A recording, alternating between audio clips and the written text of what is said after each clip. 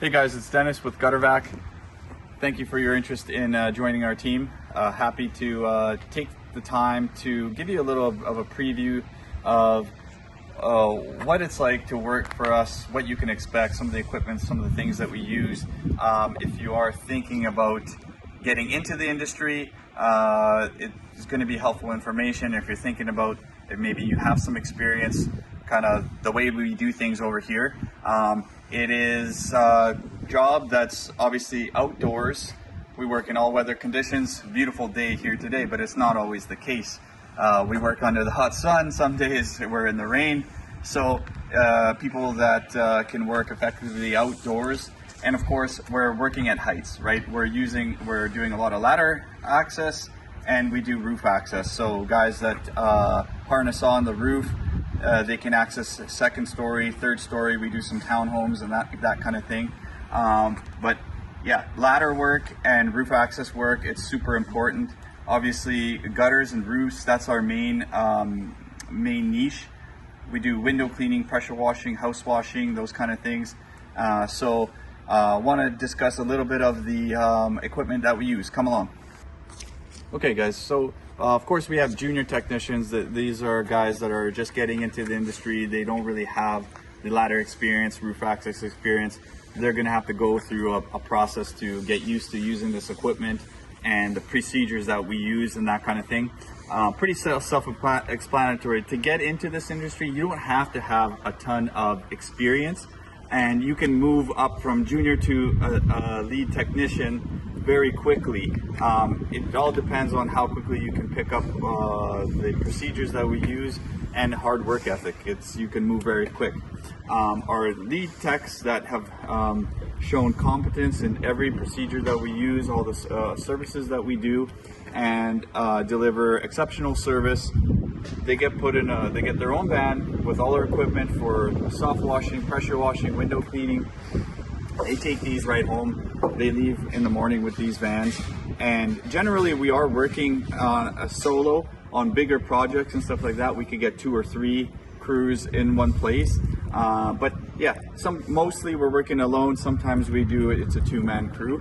Of course, ladder work is super important, right? We do use 16 footers, 24 footers, 32 footers, and even 40 footers. The one that really goes to show if you have experience moving ladders is the 32 footer, right? So being able to pull this ladder down, and you need to be able to maneuver this ladder fairly effectively, right? Moving it from place to place, bringing it down and putting it back up. So for example, right, you can see I just throw this on my shoulder. Okay, I can move around, stand the ladder up. You can always go to Home Depot, get a 32-foot ladder, and see what it is about. How, it is pretty physical job to be able to maneuver this thing. You need to be able to safely, under control, bring this ladder down, right? And I need to be able to stand it up. I can do that again and again under control, right? A lot of times, guys that don't have ladder experience, they try and stand the ladders up.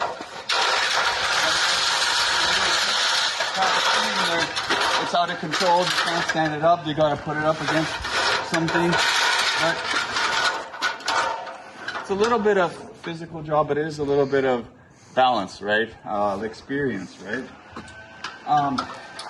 That's one way of carrying it. The other way, I can put it down, but an experienced technician is going to be able to grab it like this, standing fully up, and I can move it over, stand it down, do what I gotta do, grab it, it's under control. I can walk all day with this thing, move it to the next spot, back and forth, so I can carry it like this, no issues, right? When you get into really experienced, right, they can extend their ladders it's fully extended out, and even like this, I can maneuver the ladder, right? I've been doing this for many years, right? I can maneuver that standing up, right? So, lead technician, you need effective 32-foot ladder work. That's it for the ladder work. Let's talk about roofs quickly. Guys, the other important thing is, again, roof access, right? We are working at heights, and so it's not for everybody, right? Some people are just not comfortable with that kind of stuff. We do use harnesses. Like I said, we do work with second-story buildings and third-story, usually townhomes and stuff like that, high areas. You need to be comfortable accessing the roofs, first and second story, right? Even fairly high pitch here, right? I can maneuver on the roof, no problem. I can access the second roof. Again, you either have rope access experience, harnessing off, and following those safety procedures. These are things we can all teach you guys, but again, if you are going onto the roof, you can't have the weak knees. So it's part of the job, so keep that in mind. I hope you got a little bit more info on what the technician has to be able to do, especially the lead technicians. And if you are interested in what we actually do with the in-depth services, check out some of the other videos on our channel for the gutter cleaning, the way we do the pressure washing. You get a better idea on actual service days, how the technicians work. Our expectations, again, we're looking for someone who's very personable. We are working for some high-end clients. They have to communicate really well, explain the process, and at the end of the day, this is not the easiest job in the world. It's a pretty demanding job. We always rely on our hard work ethic. This is for guys that can really dig down, get the job done, and they expect to get paid. So you can, as a professional lead technician, you can make a good rate.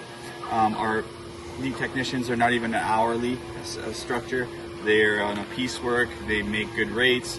And yeah, if you are interested, give us a shout.